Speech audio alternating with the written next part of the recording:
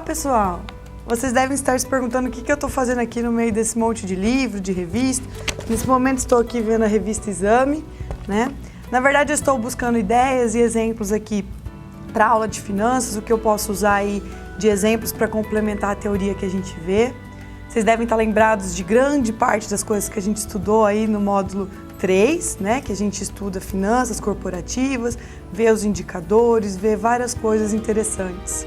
E a ideia aqui que eu tive, né, lendo tudo isso e trazer aqui para vocês é algumas opiniões, algumas sugestões de pesquisa que vocês podem aplicar durante a matéria aí de metodologia e depois no desenvolvimento de vocês para o TCC1 e TCC2, certo? Eu sei que é um momento que a gente fica com um monte de opiniões formadas, né, com dúvidas em qual delas escolher, o que aplicar. Levantei algumas sugestões para poder auxiliá-los nesse período, certo? Então, para começar, eu pensei nas nossas primeiras aulas de finanças, quando tratamos de decisões financeiras, de dividendos, financiamento e investimentos, que vocês poderiam, por exemplo, em termos de decisões de dividendos, analisar as políticas das empresas, né? Qual que é a política que as empresas adotam para distribuir os dividendos.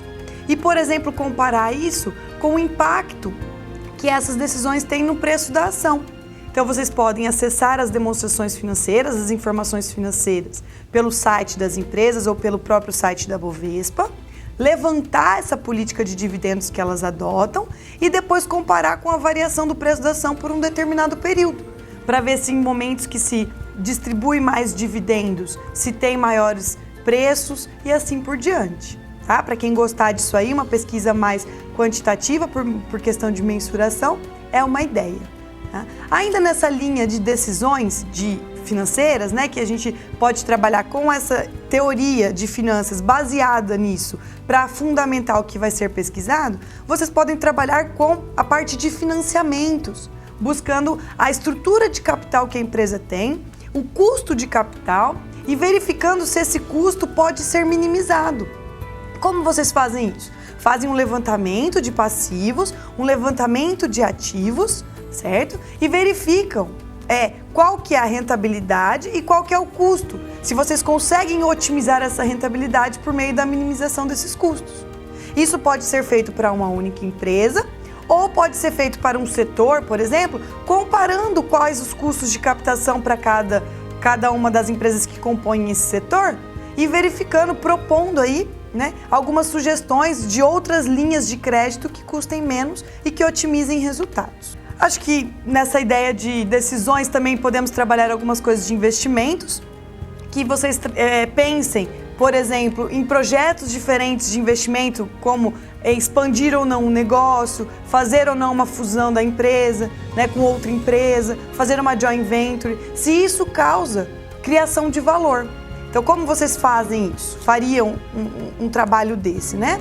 Vocês poderiam verificar, por exemplo, no caso de um exemplo aí grande que nós temos, das Perdigão e da Sadia, o que aconteceu com os resultados da empresa depois que ocorreu a compra, tá? Depois que ocorreu a transação. E, entre outros casos, aplicar isso como um estudo de caso. Além disso, nós podemos trabalhar também com a parte de crédito, de análise de concessão de crédito para quem gosta do assunto. Tá? Duas ideias diferentes. Para uma pesquisa mais de caráter qualitativo, vocês podem, por exemplo, pensar em analisar todos os modelos disponíveis na literatura, certo? E aplicarem, né, uma análise de qual é a capacidade contributiva desses modelos e qual deles é o melhor diante de um determinado critério, por exemplo, classificação de cliente adimplente e inadimplente.